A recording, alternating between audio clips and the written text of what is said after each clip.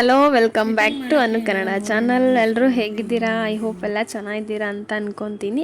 ಇವತ್ತಿನ ವಿಡಿಯೋದಲ್ಲಿ ಯೂಟ್ಯೂಬ್ನಿಂದನೇ ನಮಗೆ ಎಷ್ಟು ಸೊಲ್ಯೂಷನ್ ಸಿಗುತ್ತೆ ಅಂತ ತೋರಿಸ್ತೀನಿ.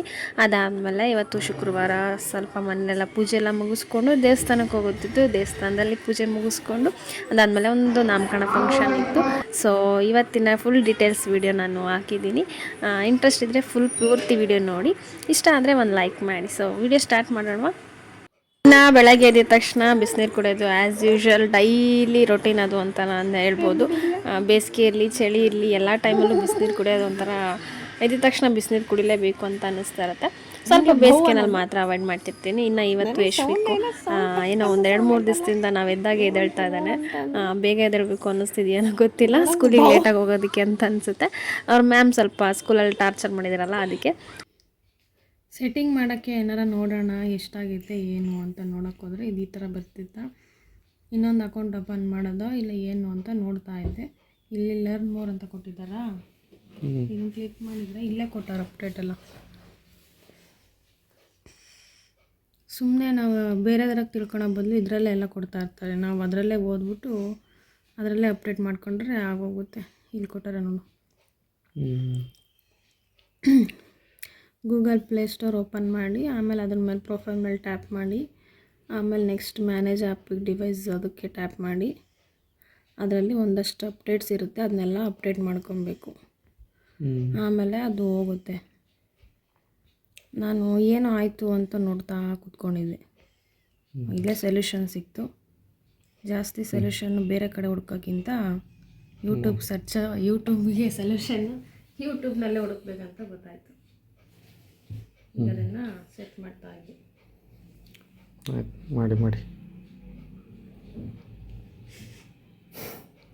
ಇವ್ರೇನು ಬಾಸ್ಗಳು ಬೇಗ ಎದ್ಬಿಟ್ಟಾರ. ಗುಳ್ಳೆ ಮಾಸ್ಟ್ರು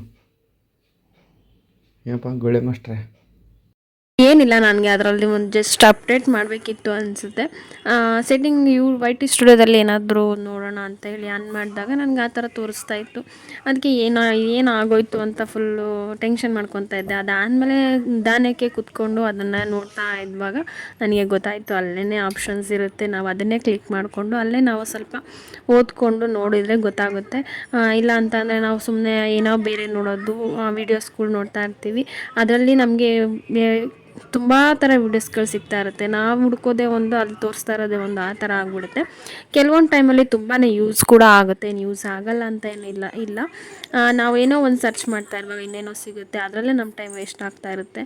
ಹಾಗಾಗಿ ನಾನು ಒಂದು ಸತಿ ಇದರಲ್ಲೇ ನೋಡೋಣ ಅಂತ ಹೇಳ್ಬಿಟ್ಟು ಆನ್ ಮಾಡಿಕೊಂಡೆ. ಇನ್ನು ಅದರಲ್ಲೇ ಅಪ್ಡೇಟ್ಸ್ ಎಲ್ಲ ಮಾಡ್ಕೊಳ್ಳಿ ಅಂತ ಅದರಲ್ಲೇ ಕೊಟ್ಟಿದ್ರು. ಹಾಗಾಗಿ ನಾನು ಅದನ್ನೇ ನೋಡಿಬಿಟ್ಟು ಅದರಲ್ಲೇ ಅಪ್ಡೇಟ್ ಮಾಡಿಕೊಂಡೆ. ಆಮೇಲೆ ಸ್ವಲ್ಪ ಒಂದ್ರ ಬಗ್ಗೆ ಕೂತ್ಕೊಂಡು ಅದನ್ನೇ ನಾವು ಯೋಚನೆ ಮಾಡ್ತಾನೆ ಇದ್ದರೆ ಅದ್ರ ಬಗ್ಗೆ ಏನು ಮಾಡಬೇಕು ಅನ್ನೋದು ಅದರಲ್ಲೇ ತಿಳ್ಕೊಂಬಿಡ್ಬೋದು. ಇನ್ನು ಯೂಟ್ಯೂಬ್ನಿಂದನೇ ಜಾಸ್ತಿ ಸೊಲ್ಯೂಷನ್ ಸಿಗುತ್ತೆ ಅನ್ನೋದಂತೂ ನಿಜಾನೇ. ನಮಗೆ ಅದರಲ್ಲಿ ಸ್ವಲ್ಪ ಗೊತ್ತಾಗಬೇಕಷ್ಟೇ, ಗೊತ್ತಾಗಲಿಲ್ಲ ಅಂದರೆ ಸ್ವಲ್ಪ ಕಷ್ಟ ಆಗುತ್ತೆ. ಇನ್ನು ನಮಗೇನಾದರೂ ಅದರಲ್ಲೆಲ್ಲ ನೋಡಿ ಮಾಡಿ ಓದಿ ತಿಳ್ಕೊತೀವಿ ಅಂತಂದರೆ ನಮ್ಗೆ ಅದರಲ್ಲೇ ಈಸಿಯಾಗಿ ಎಲ್ಲ ಗೊತ್ತಾಗುತ್ತೆ. ಸ್ವಲ್ಪ ಆಪ್ಷನ್ಸ್ಗಳಿರುತ್ತೆ, ನಾವು ಅದರಲ್ಲಿ ಓದ್ಕೊಂಡು ಅದನ್ನು ನಾವು ಅದು ಯಾವ ರೀತಿ ಪ್ರೊಸೀಜರ್ ಇದೆಯೋ ಅದನ್ನು ಮಾಡಿಕೊಂಡ್ರೆ ನಮ್ಗೆ ಅದರಲ್ಲಿ ಕ್ಲಿಯರ್. ನಿಮ್ಗೆ ಏನಾದರೂ ಅದರಲ್ಲಿ ಪ್ರಾಬ್ಲಮ್ಸ್ ಈ ಥರ ಏನಾದರೂ ಇತ್ತು ಅಂದರೆ ಅದರಲ್ಲಿ ಆಪ್ಷನ್ಸ್ ಕೊಟ್ಟಿರ್ತಾರೆ. ನಾವು ಅದನ್ನೊಂದು ಸತಿ ಕ್ಲೀನಾಗಿ ಓದ್ಕೊಂಡ್ರೆ ನಮಗೆ ಗೊತ್ತಾಗುತ್ತೆ. ಇನ್ನು ಗೊತ್ತಾಗಲಿಲ್ಲ ಅಂತ ಅಂದರೆ ಒಂದು ಸತಿ ಯೂಟ್ಯೂಬ್ನಲ್ಲೇ ವೀಡಿಯೋಸ್ಗಳನ್ನೇ ನೋಡ್ಕೊಂಡು ಗೊತ್ತು ಮಾಡ್ಕೊಬೇಕಾಗುತ್ತೆ. ಕೆಲವೊಂದು ನನಗೂ ಯೂಟ್ಯೂಬ್ ವೀಡಿಯೋಯಿಂದನೇ ಗೊತ್ತಾಗುತ್ತೆ. ಇಲ್ಲ ಅಂತಂದರೆ ನಾನು ಈ ಥರ ಏನಾದರೂ ನೋಡಿಬಿಟ್ಟು ಗೊತ್ತಾಗುತ್ತೆ.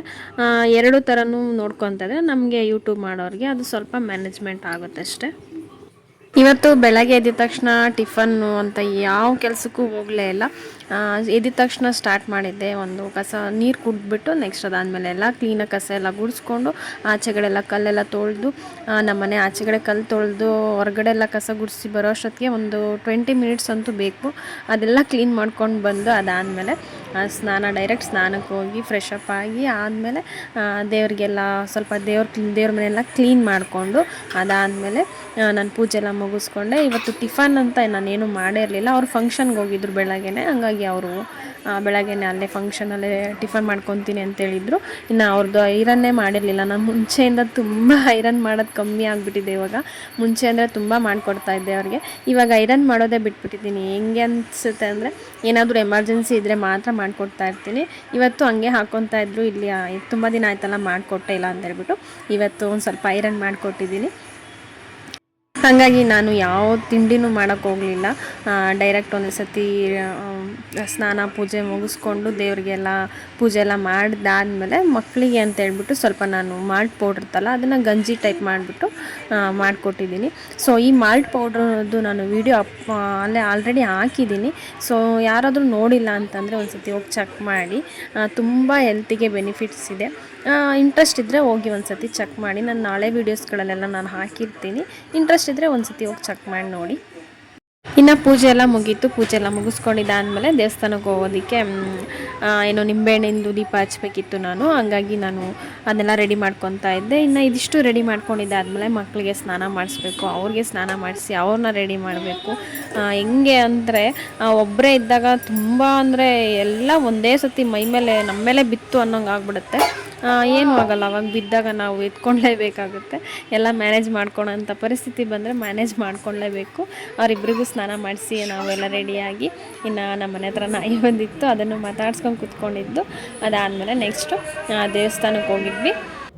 ಇನ್ನು ಇಲ್ಲಿ ನಿಂಬೆಹಣ್ಣಿನ ದೀಪ ಹಚ್ಚೋದಿದೆಯಲ್ಲ ಅದು ತುಂಬಾ ಜನ ಇದನ್ನು ನಂಬ್ತಾರೆ. ಹಾಗೆ ಎಲ್ಲರೂ ಅಷ್ಟೇ, ಪ್ರತಿಯೊಬ್ಬರು ಬಂದಿರೋರೆಲ್ಲ ನಿಂಬೆಹಣ್ಣಿನ ದೀಪ ಹಚ್ಚದಲ್ಲೇ ಯಾರೂ ಹೋಗೋದೇ ಇಲ್ಲ. ಹಾಗಾಗಿ ನಾನು ಲಾಸ್ಟ್ ಟೈಮಲ್ಲಿ ಒಂದು ಸತಿ ಅಂದ್ಕೊಂಡಿದ್ದೆ ಹಚ್ಚಬೇಕು ಅಂತ, ಅದನ್ನು ಮಾಡಿದ್ದಾಗಿತ್ತು. ಇನ್ನು ಇವಾಗ ಮಗಳು ಹುಟ್ಟಿದ ಮೇಲೆ ಒಂದು ಸತಿ ಮಾಡಬೇಕು ಅಂತ ಅಂದ್ಕೊಂಡಿದ್ದೆ. ಇವಾಗ ಅದಕ್ಕೆ ಟೈಮ್ ಕೂಡ ಬಂದಿದೆ ಅನಿಸುತ್ತೆ. ಇವಾಗ ನಾನು ನಿಂಬೆಹಣ್ಣಿನ ದೀಪ ಹಚ್ಚೋದಕ್ಕೆ ಫಸ್ಟ್ನೇ ವಾರ ಇದು. ಒಂದು 5 ವಾರ ನಾನು ಹಚ್ಚಬೇಕು ಅಂತ ಅಂದ್ಕೊಂಡಿದ್ದೀನಿ. ಇದು ಫಸ್ಟ್ ಡೇ ಅಂದರೆ ಮೊದಲನೇ ವಾರದ್ದು ನಿಂಬೆಹಣ್ಣಿನ ದೀಪ ಅಂತಂದರೆ ನಾವು ಅಂದ್ಕೊಂಡಂಗೆ ಒಂದು 5 ದೀಪ ಇಲ್ಲ 9 ದೀಪ ಈ ಥರ ನಮ್ಗೆ ಹೆಂಗೆ ಮನಸ್ಸಿಗೆ ಅನಿಸುತ್ತೋ ನಮ್ಮ ಬೇಡಿಕೆ ಮೇಲೆ ಅದು ಇರೋದು. ನಮಗೆ ಅನಿಸಿದ್ದ ರೀತಿ ನಾವು ಮಾಡೋ ಪೂಜೆನೇ ನಮಗೆ ಫಲಿಸೋದು ಅಂತ ಹೇಳ್ಬೋದು. ಈಗ ಅವ್ರು ಮಾಡ್ತಾರೆ ಇವ್ರು ಮಾಡ್ತಾರೆ ಅನ್ನೋದಕ್ಕಿಂತ ನಮ್ಮ ಮನಸ್ಸಿಗೆ ಹೇಗೆ ಖುಷಿ ಕೊಡುತ್ತೆ, ನಮಗೆ ಹೇಗೆ ಅನಿಸುತ್ತೆ ಅದನ್ನು ಮಾಡೋದ್ರಿಂದ ತುಂಬಾ ನಮ್ಮ ಮನಸ್ಸಿಗೂ ನೆಮ್ಮದಿ ಸಿಗುತ್ತೆ. ಹಾಗೆ ನಾವು ಒಂದು ಭಕ್ತಿ ಪ್ರೀತಿಯಿಂದ ಮಾಡಿದರೆ ಅದು ದೇವ್ರಿಗೂ ಕೂಡ ಇಷ್ಟ ಆಗುತ್ತೆ. ಕೆಲವರು ತುಪ್ಪದ ದೀಪ ಹಚ್ತೀವಿ ಅಂತ ಅನ್ಕೊತಾ ಇರ್ತಾರೆ.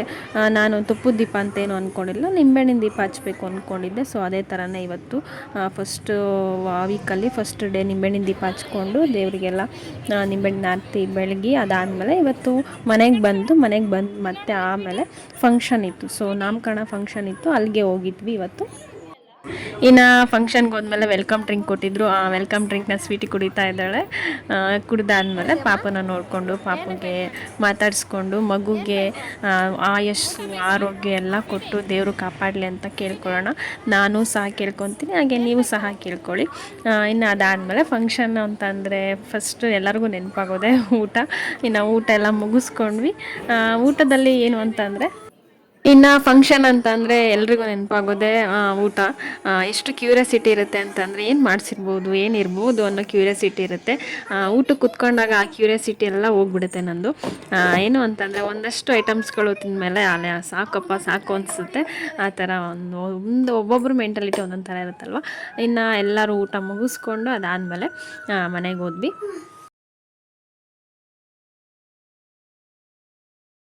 ಗಿಫ್ಟ್ ಕೊಟ್ಟಿದ್ದಾರೆ, ರಿಟರ್ನ್ ಗಿಫ್ಟು. ನೋಡೋಣ, ಓಪನ್ ಮಾಡೋದಿದ್ದು.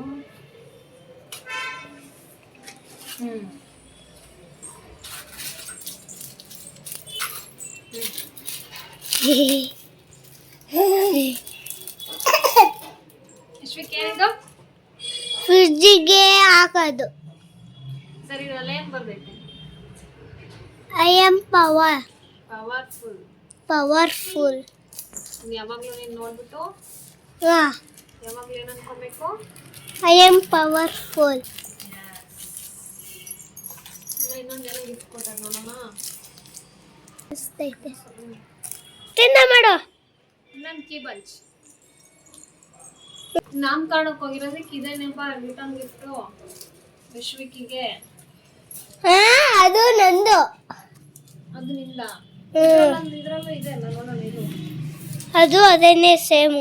Same active book.